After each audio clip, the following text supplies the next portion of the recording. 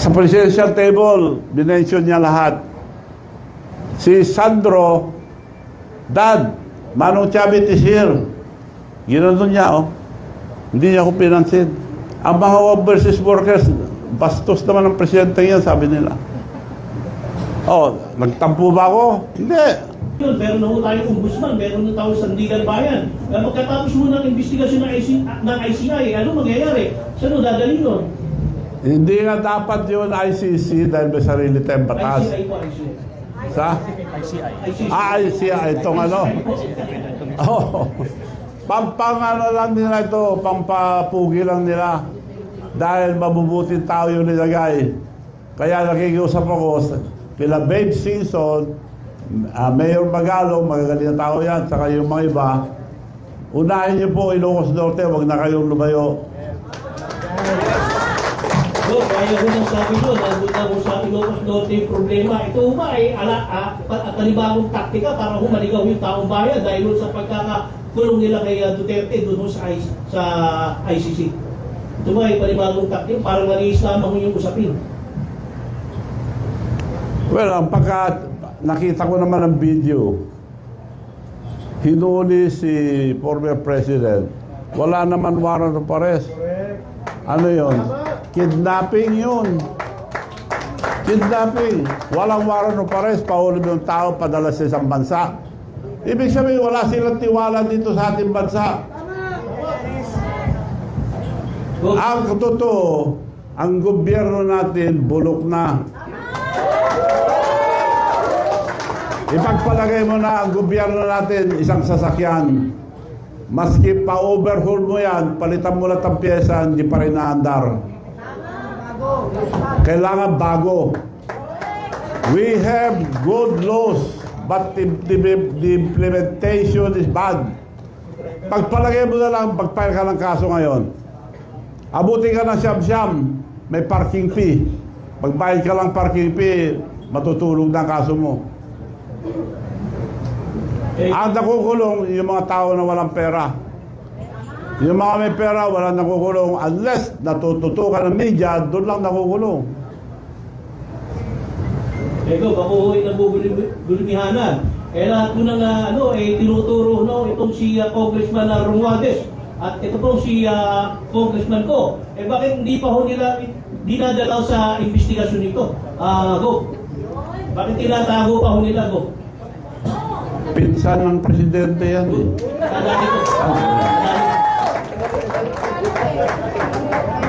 Ang alam ko, si Saldico, lumipad na. Nauna na. Hindi mo na makita yun. Salamat po.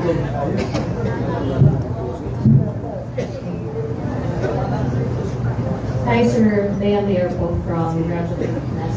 Sir, sa isang interview, sinabi niyo na kayo papas na ng suporta sa Pangulo. At isa po ba sa dahilan ay dahil hindi nabigyan ng pwesto o posisyon bilang director sa PCSO ang anak niyo? Sino? Ang dahilan ba kung ba't hindi niyo sinusuportan si BBM because hindi binigyan ng pwesto yung anak niya sa PCSO? Mabuti, tinanong mo yan. Nung magkatapos ang eleksyon, ikwento ko na lang paano naging presidente itong BBM. Tinawag ako ni Senator Amy Marcos, Manong Chavit, can you help us for the re-election of Bongbong? Dahil dinaya lang, sabi niya. Yes, tawagin mo muna ang leader sa North. Meron akong i-explain sa inyo kako.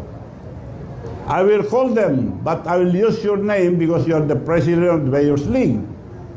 Tinawag nila sa bahay nila, dumating mga congressman, governors, mayors. Sabi ni Senator Amy,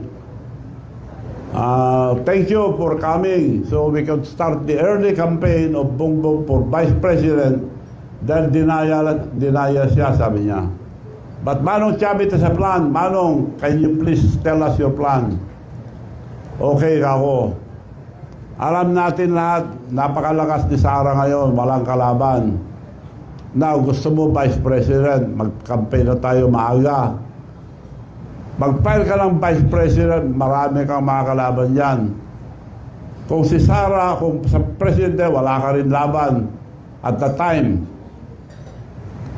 So, ang suggestion ko, mag-file muna tayo for President para pag nag-file si Sara, you slide down for Vice President, protected ka na, and I have the leverage to talk to Mayor Inday Sara na ikaw ang Vice President, protected ka na. Palakpakan lahat sila. Thank you, Manong, sabi yung ni BBM. Okay, COVID pa, bawal pa lumabas. Nakahingi ako ng permit. Meeting, konti lang ang pwede. Hindi pwede malaking meeting. Ang ginawa ko, being the president of the Mayor's League, regional. Kaya humingi ako muna ang pamanhin at patawad sa mga mayors na kinausap ko na nakumbinsi. Dahil parang nabudol tayo. Alam mo, sabi ni BBM, Manong, ang swerte ko, ikaw ang presidente ng Mayor's League. Nung tumakbo ko noon, malaman lang ako isang mayor. Ngayon, puro mayors ang minimit natin. Region by region, region by region, region by region. Pinasyalan namin lahat ng region. Wala siyang gastos.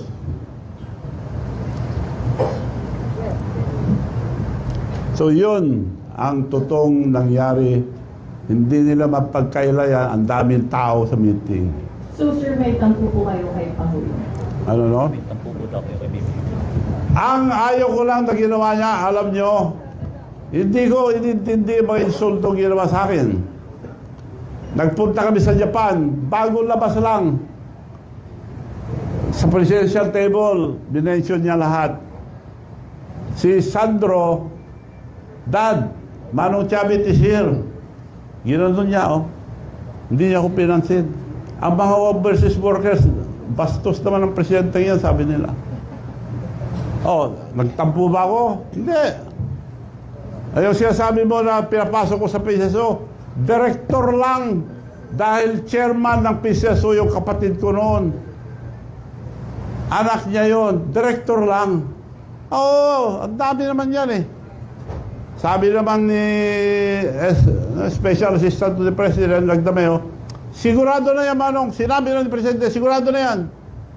Isa-isa may na-appoint na director, umiiyak yung bata. Sigurado na yan, pag nakita, puro sigurado. Tapos, di na sumasagot, yung sekretary niya. Nagkita kami, yung sekretary niya, tinakpan na yung mata. Wala naman tinupad. Nagalit ba ako? Hindi. Direktor lang. Ang laki na itulong ko sa kanya, hindi siya presidente, kundi dahil sa akin. Ba't ako galit? Ba't ako naiinis sa kanya ngayon? Noong pinalis natin ang mga bases dito sa Pilipinas, it was approved by the Senate. Pagpunta niya sa States, pinabalik niya lahat, dinagdagan pa. At para tayong dinadala sa kumunoy. Alam niya na magkakagera ang China and Taiwan. Sabi ng China, we never invaded any country but Taiwan, we have to get it because it's ours. Binigyan sila ng 5 years. Ang Amerika, wag, laban tayo. Bang kayo bumayag, laban tayo. Pagkagaling ang presidente natin doon, binigay kagad ilang beses. Ang dami. Kung matuloy yung away nila, sinong bubugin? Tayo. Ang ngayon, iniinis pa niya ang China. Anong laban natin sa China? China is our neighbor. China is our friend. China is helping us a lot. Mabuti ka. Tubig lang kinakanyon nila eh. May karapatan din sila doon dahil ang dami nag-reclaim, hindi lang tayo. Vietnam at ibang country. It should be diplomatic. Kausapin niya lang. Sosyo na lang tayo dyan. She should stay neutral. As a leader, he should stay neutral. Bakit kumampi kagad? Di pinapahamak tayo. Naghahabon pa. Mali yun. Sir, last na on my part, kayo po ba ay makikilahok o magbibigay ng suporta sa rally sa September 21? Ano? pupunta daw kayo sa September 21. Pupunta po ba daw? Sa? September 21 yung rally.